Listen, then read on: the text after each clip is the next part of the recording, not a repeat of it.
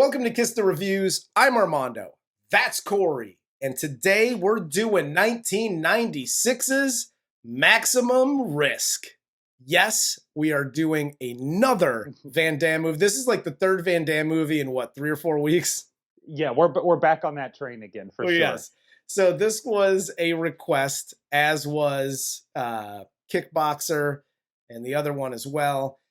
But if you would like to make a request, there's a link to donate in the description below, and we'll be happy to do another JCVD movie if you want. We'd rather something else. I was going to say we'd rather something else, but, you know, whatever. You find like some bootleg, like overseas movie that JCVD was in, sure, we'll review his shorts. You know which one I'm waiting for? This is the last one I'm holding out hope for. In all reality, is Nowhere to Run with him and Rosanna Arquette. Yeah.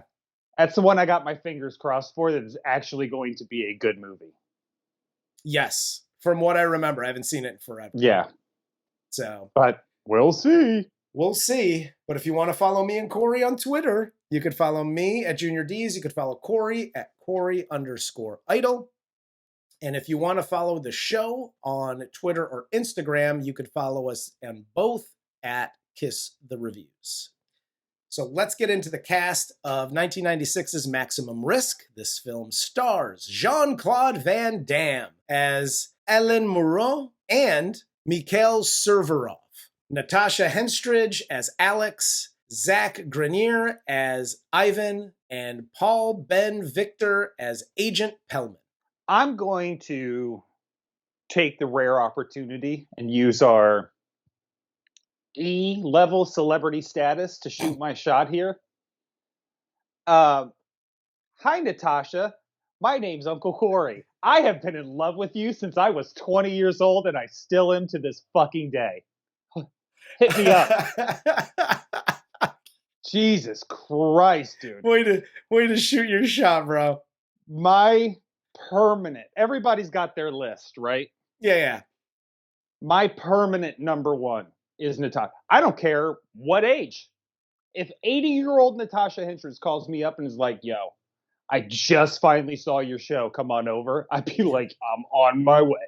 Hoorah! Also, here's the other thing. Like with this movie, I said it with Kickboxer. And the one knock that I'll give this movie, I'm sure we'll give it a couple, but the one knock is there's too much going on. Yes. Like I said, Kickboxer was, it's just like, here's the beginning, here's Act 1, Act 2, Act 3. Mm-hmm. This is the main plot throughout. And there you go. Ending as the fight and yada, yada. Like this had so many subplots that it was almost hard for me to take notes on what I paused this every 5 minutes. I rewound so many spots. And I was like, what the fuck is going on here?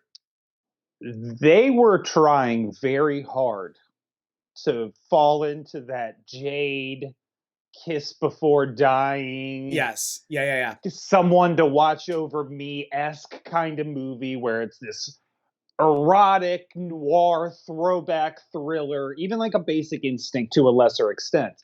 Yeah. And it just... That's not his bag.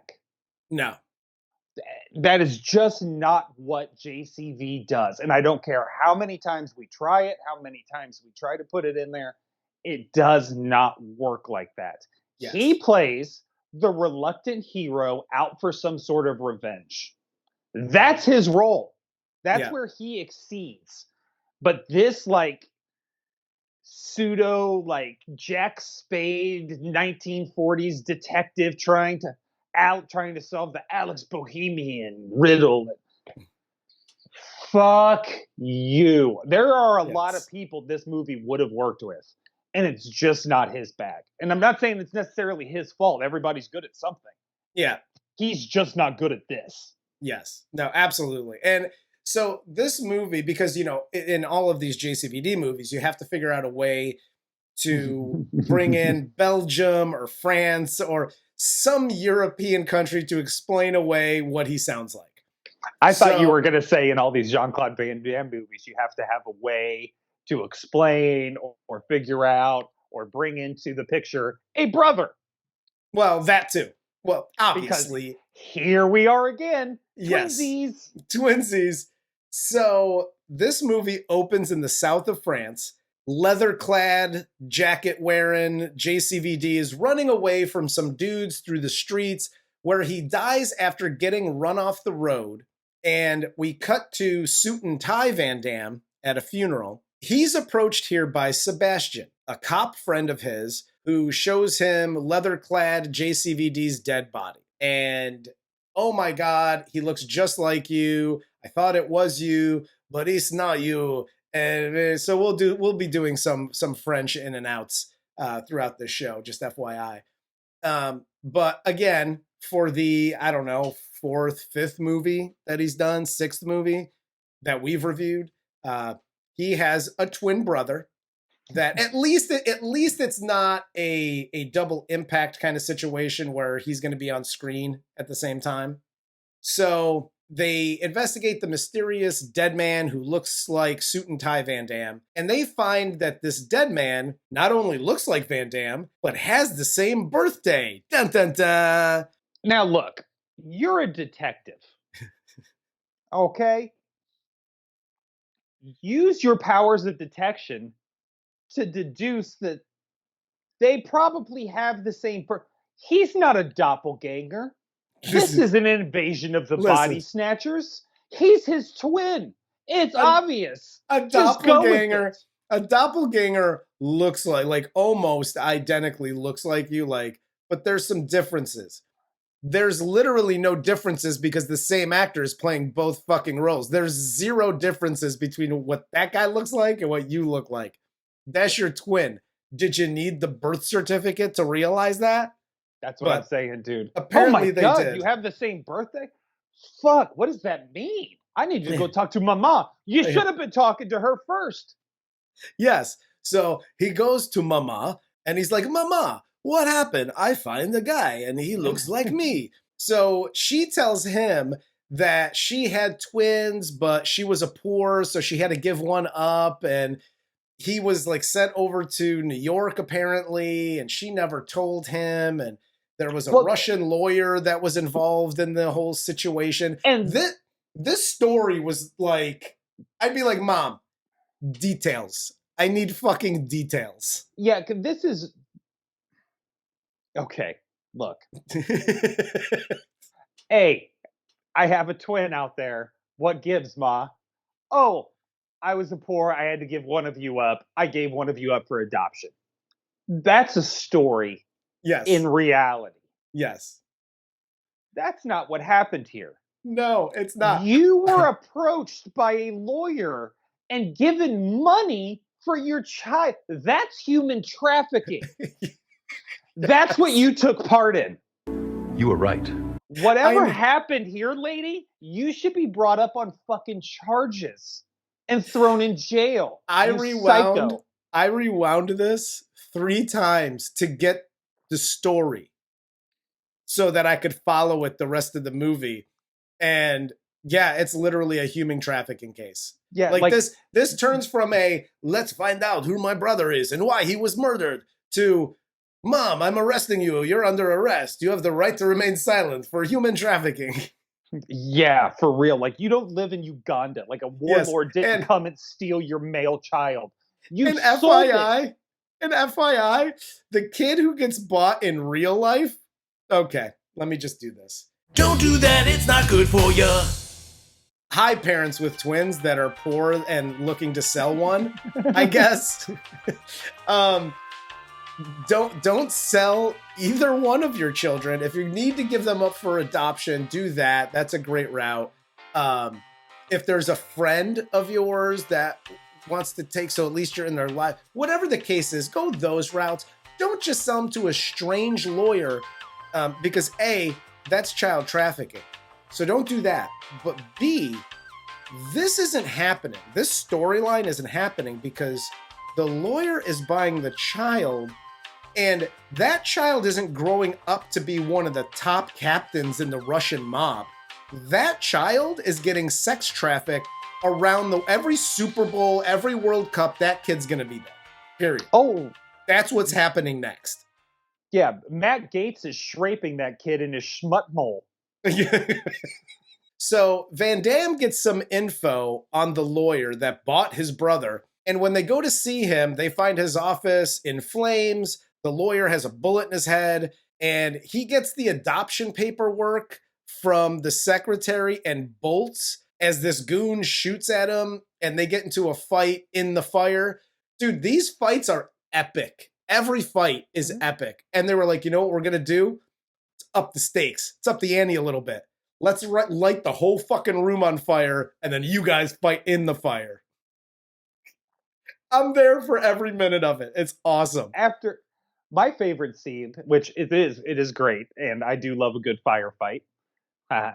But what I love to see the fact that help, I'm burning, help, oh, I'm coming. He sprays down the area. She says, "Don't hurt me." He says, "I'm not going to hurt you. Come with me. You're safe. Here's the paperwork you were looking for but never asked me for. Thank you." Which, by the way, that was convenient that you just happen to have those not in a drawer that's already on fire and in your hand, although I'd never asked for them. The adoption papers are here. My boss made me hide them. You would not give them to anybody. Here's the other thing that is perplexing about the situation. Mm-hmm. And I get it. It's a Van Damme movie. Plot points and things, whatever. There's no adoption paperwork for this kid. FYI. No. The lawyer said, here's, I don't know, $500, go buy some bread, and then took the kid and just tossed him to the highest bidder. Yeah, what he's basically saying here, kids, is you don't need a receipt when you pay cash. Yes. He finally gets the secretary and himself out of the building that's on fire. They find out that Russians showed up, shot the lawyer, burned the place to the ground. And we also find out here that his brother was adopted by a Russian family. Again, we're just kind of piecing this together. And it's just like, yeah, it's a Russia family, and it's in New York, and adoptions and things. And okay, so now I guess we got to go to New York. Corey's Life Lessons. Hi, writers. Uncle Corey here. When you are developing one of these noir films and a mystery, and you're unraveling this puzzle, right? It can't just fall into your lap every 5 seconds, the clue you're conveniently looking for. Yes. There has to be some form of like, he's just wandering around the streets and somebody's like, wait a second, Miguel? Oh, I remember you from Little Odessa, remember? Now, hey, they got like 7 trap houses around your fucking house now for some reason. We're just going to toss that in. But yeah, that's where you live. You should go there and say hello to your mama. She's been waiting. What the fuck are you talking about here? He just arrived in New York. He's got this fucking cabbie with him, who's the fucking... I've been in 1,000 cabs and never met that guy in my life. There's no fucking way he exists. As soon as he was driving a cab and said that he was a writer, I was like, oh, this is like Corey Ubering. Like, just like... Corey does not like people enough to talk to him. Is it possible this story is true? Yes, it is. So Cop Van Damme then flies to New York as Leather JCVD to find out more about his brother and also find this Alex character. Corey's Life Lessons. Yeah, hi detectives, Uncle Corey here. When you get a note that says Alex Bohemian, figure those are 2 separate things because nobody has that last name. That's not a last name that anybody has. If you can't figure that out inside of 5 seconds, there is one person on the entire planet, maybe, that has the last name Bohemian. Look him up. Hey, is your name Alex? No? This must be another clue. Let's figure it out. He's from New York. What in New York goes with Bohemian? Detect shit. That's your job.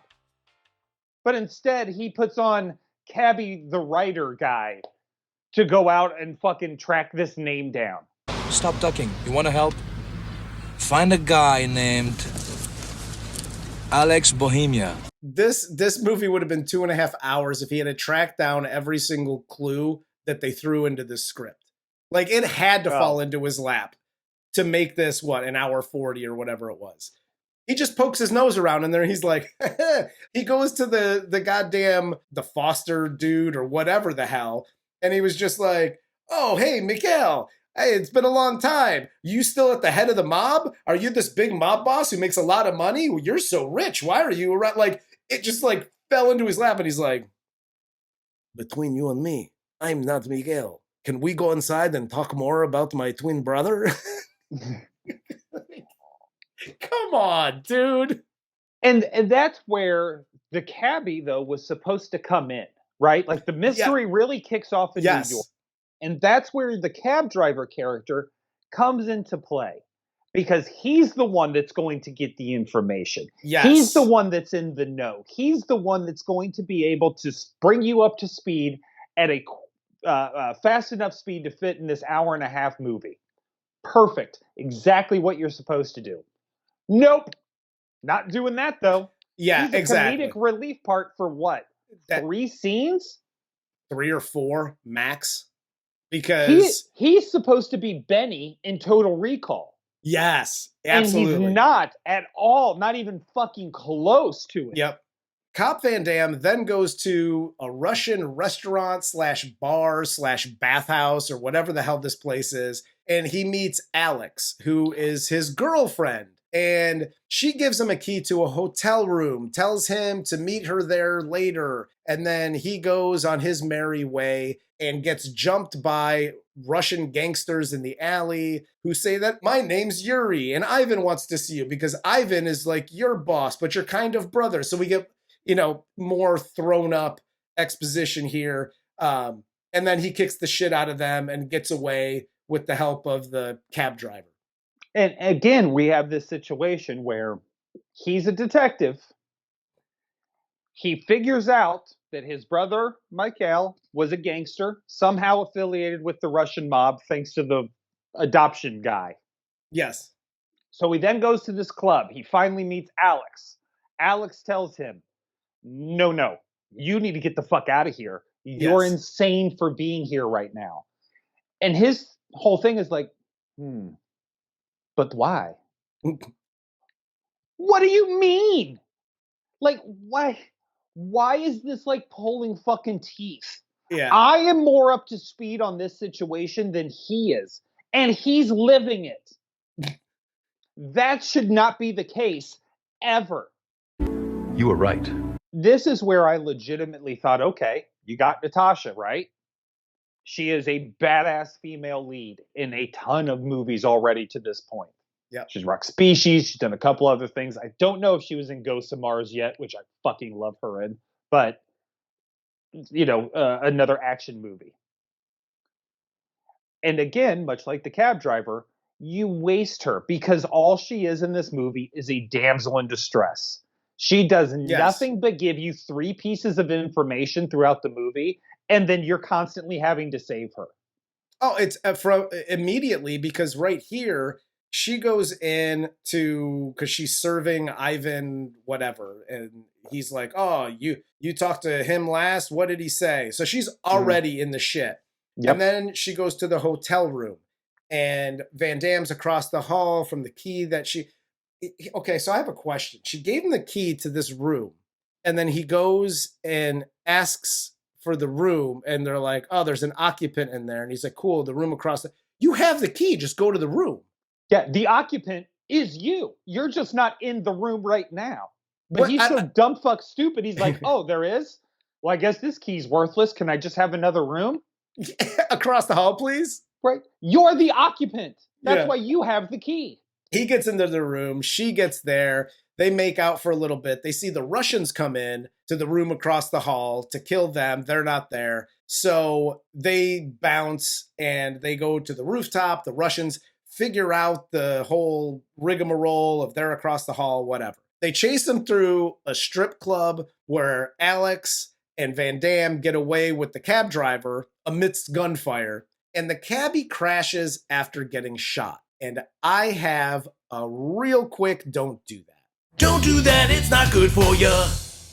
Hi, bad guys, mobsters, Russian, Italian, it doesn't matter what faction you're in. When you're chasing somebody, just do me a favor.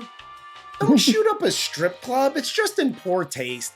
Everybody's in there. Everybody's just trying to have a good time. Like, listen, it's kind of like slipping and falling in the shower.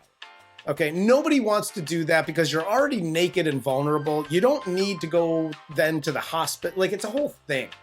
Don't shoot naked people. Can we just make that a rule? Corey's life lessons. Hi, Russian mobsters and tough guys and everybody trying to extract information. Sometimes being like, you see this gun? I'm gonna kill you unless you tell me why. You said she went up to 353, but she's not in there. Ask questions. You would have gotten to the end result faster. Why would he lie to you? Yes. What possible motive does that guy have lying to you? You're like, oh no, you're out to get me, aren't you? Hotel manager who I've never met before? No. It's like they're trying to set up that the mob guy isn't a good dude. Oh, right? We know. Yeah, he has a goatee. That's why I shaved it. Exactly. We then cut to Alex and Van Damme. They're sitting in a coffee shop, and Alex gives him some exposition on his brother. He was trying to get out of the mob, and yada, yada. He asks for her help, and she tells him to go pound sand, but then comes back because Van Damme and things. Cut to the FBI office where Agent Pellman and Loomis are discussing their involvement in the Russian mob with another guy, which, by the way, I looked this up on the little x-ray on Amazon. It's literally Agent Pellman, Agent Loomis, and Tim. Tim seems to be their boss. Like, is it Agent Tim? Does Tim have a last name? It's just Tim. So he's like a youth pastor. He's like, hey, I'm Special Agent Tim, guys. This is my acoustic guitar. I named it Benny.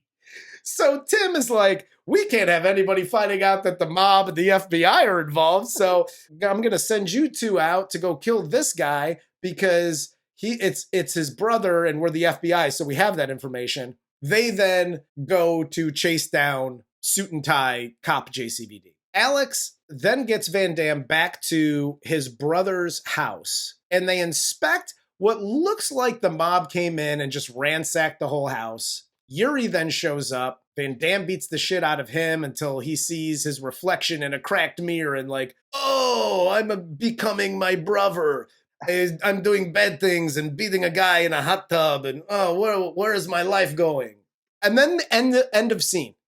And then we just cut to Dimitri's house, who hasn't been introduced yet, but we introduce him here. He's apparently the big boss over everybody. Ivan asks Dimitri if he could just kill Mikhail because they don't know it's not Mikhail. But Dimitri sees Mikhail as a son and wants Ivan to bring Mikhail to him. So he could just have a conversation with him. Hey, you're doing bad things, bro. And you got this list of all these people that the Russian mob are doing business with. And we'd really like it as a favor to me if you wouldn't do that. So he's like a pretty please kind of boss. Makes sense. Because those exist. Yeah, he's like youth pastor Tim. That's how the deal got struck. It was between Dimitri and youth pastor Tim. And they were just like, hey, all I'm saying is just keep us out of the fray. I don't want to arrest my guys. Let's do some things. I'll do some favors for you. We good? We good? Yeah. How about we bust out some sweet jams about the Lord on the old acoustic guitar and drink some RC Cola. Talk about life. Absolutely. Let's do it.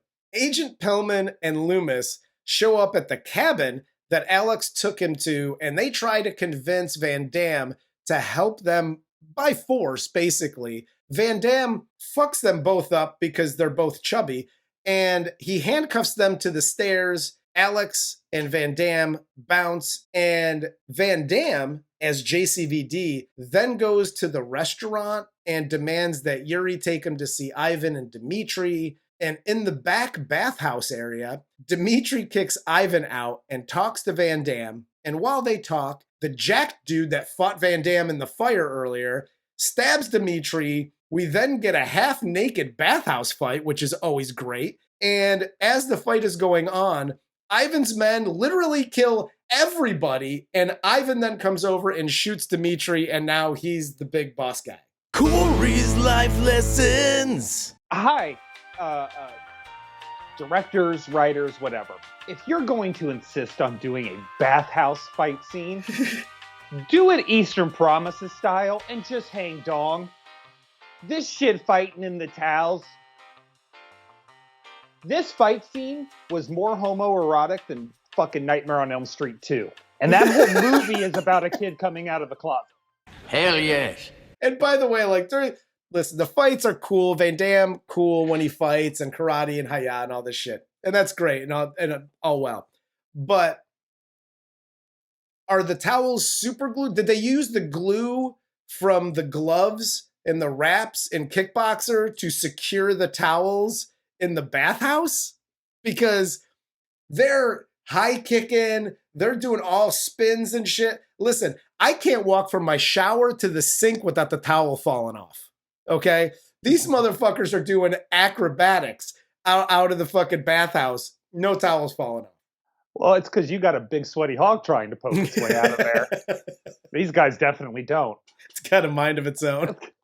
Van Damme then gets away through the streets of New York as he is getting shot at by Ivan and his crew. And these motherfuckers are just terrorizing the streets of France, New York. They're just brandishing weapons all over the place. Van Damme then gets away, but gets arrested by the NYPD. And are we catching on yet that this is basically a ripoff of Total Recall? Because Ivan has become Michael Ironside's character. Yes. And it's just like, I don't know why. I don't know what resentment is built up here. I don't know what this anger and rage is coming from. But Ivan wants to kill the fuck out of Mikhail. Like, he is jonesing for this dude. We don't really find out until later, but Dimitri kind of saw Ivan and Mikhail as like his two sons. But again, it's not something that was obvious or overt when all this shit went down. Yeah, no, there's no like, hello, brother. I have never been your brother. My brother's dead. You know what I mean? Like, just something. Spice it up. Something. Just something. But God damn. They focused on all of the wrong shit. Yeah. Which is why Total Recall really works and this really doesn't. Yeah, I'll agree with that. The mystery in Total Recall is actually good. Who's Quaid? Yeah. Are you Quaid? Is he Quaid? What's Quaid? Then Quado and that whole thing breakdown. There's a good story behind Total Recall. Yeah. There's a good story here. You just don't let it develop in any way. No. You're rushing through this trying to fit it all into a time frame. So Van Damme then gets a visit by Agent Pellman and Loomis while he's in jail, who have Alex in cuffs. They convince him to help them get their hands on the list of people that work with the Russian mob that Mikhail has in a bank in France. Yeah. So they fly to France and stay in this hotel where the FBI let Van Damme and Alex bang one out in the bathroom. This sex scene, look, when I was a kid, okay, first off, I've already expressed my love for Natasha, and I will do it again and as many times as I need to. But when I was a kid watching this sex scene, I was like, I have got to fuck somebody on a bathroom sink. Gotta happen. That is hot as fuck, right? Yeah, it's really not.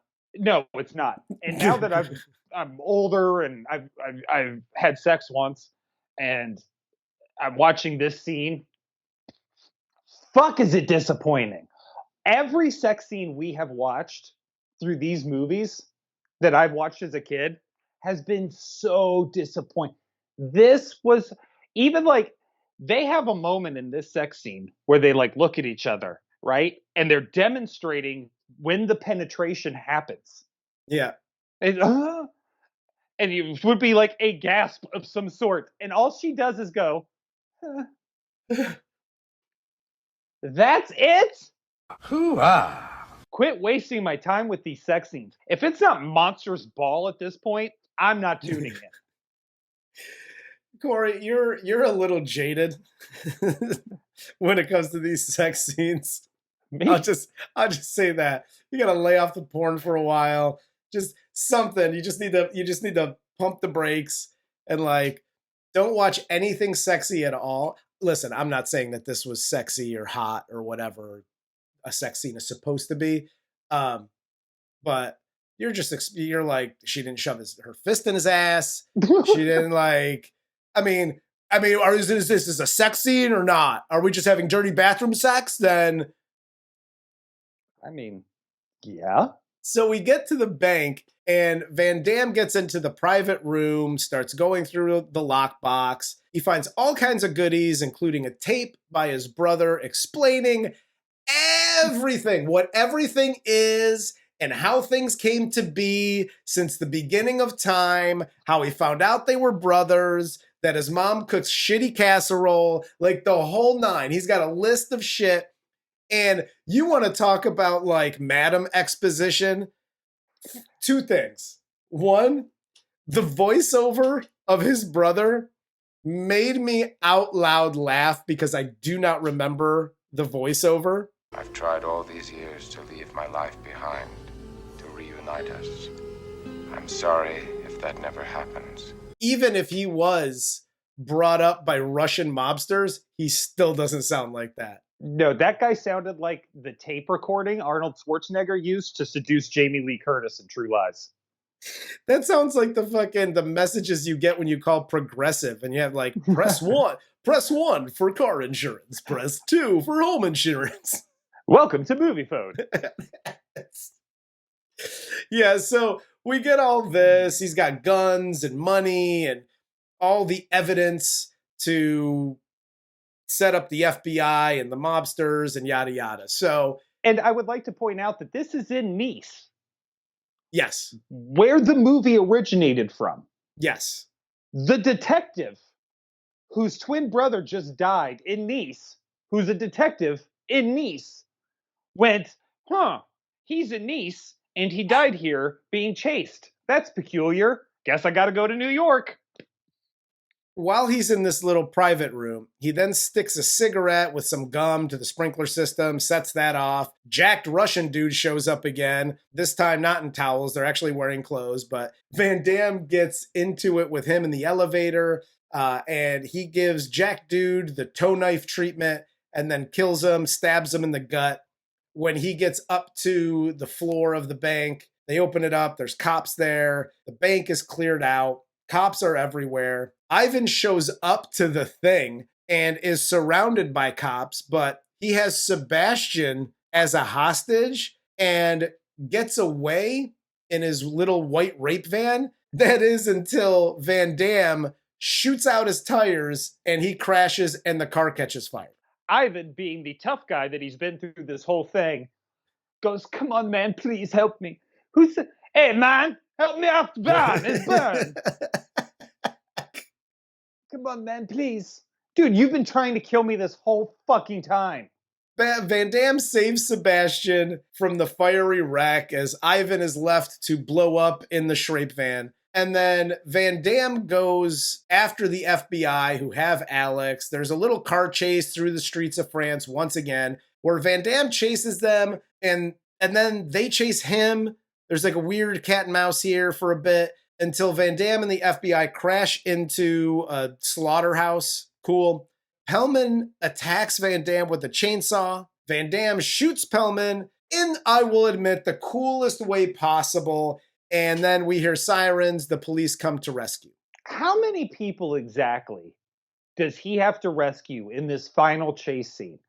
Your best friend is also a detective. Yes. Let him deal with his own shit. Go after the civilian. That's what your job is. And you're like, oh, the FBI's got her. Yeah.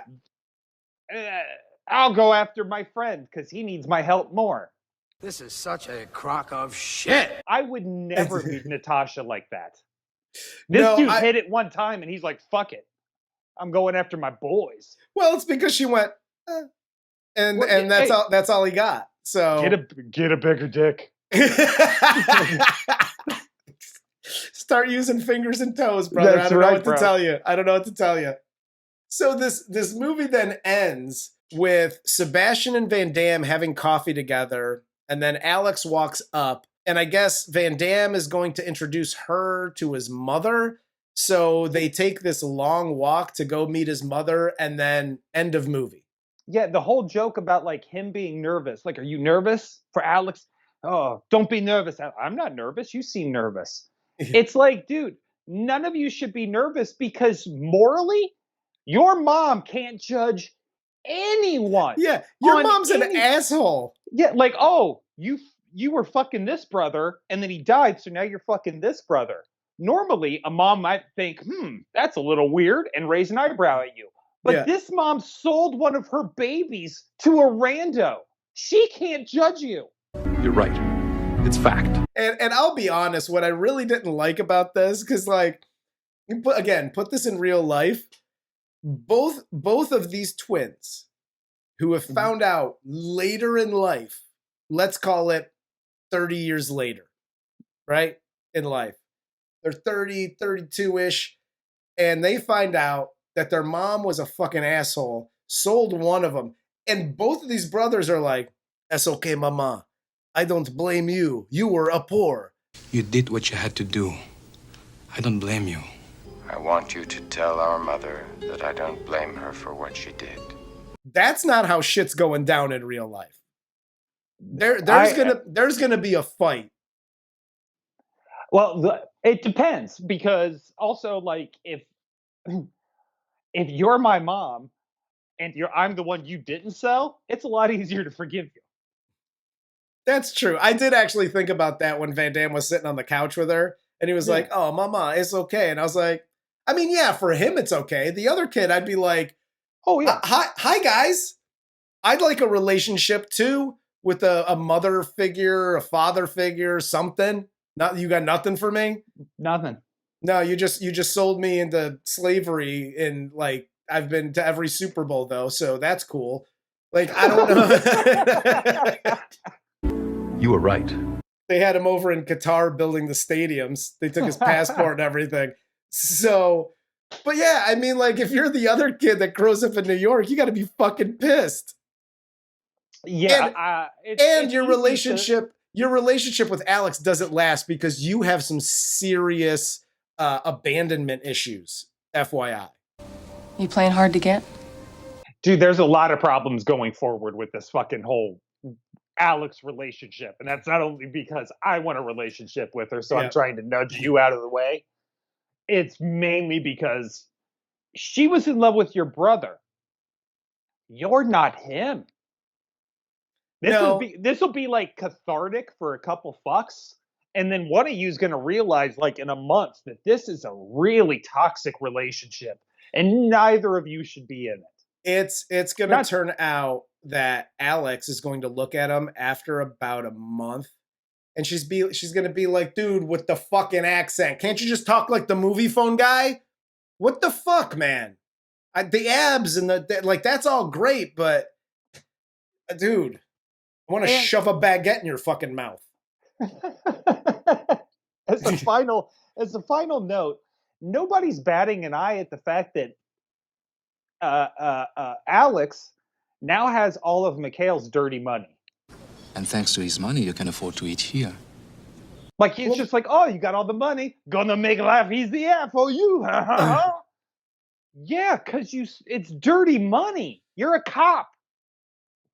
He just conveniently forgets he's a cop whenever it's required. I would conveniently forget if I had that much cash in my little lockbox thing. Like, yeah, and that's course. why Serpico's coming for you, bitch. Taking you down. But that's all I got. Do you got anything else for this? No. Natasha. Give Corey a call. And you can also follow Corey on Twitter at Corey_idol. So that's I'd let Natasha slip into my DMs. I know you would. That's why I threw it out there. See? My man. I'm a good wingman. That's what I do. That's my dog right there. But for Corey, I'm Armando. This is Kiss the Reviews, and this was 1996's Maximum Risk.